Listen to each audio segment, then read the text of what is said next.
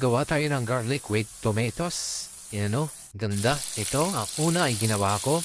Naggisa ako ng kamatis sa may mantika or sa olive oil. Ayan, in-kewar ko na siya.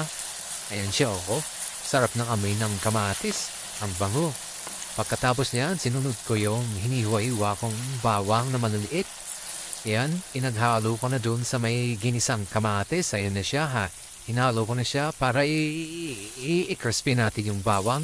Ayan, oh, hinahalo-halo ko na siya. Yan na yung kalabasan ng kamatis with tomatoes.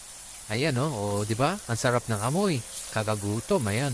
Malapit na maluto yan kasi namumula na yung bawang. Ayan, konting kewar na lang, magiging crispy na yung bawang. Ayan, oh, ang tawag dyan is garlic with tomatoes. Ayan, oh, sarap. Sarap yan sa kanin. Mapapakain ka ng maraming kanin.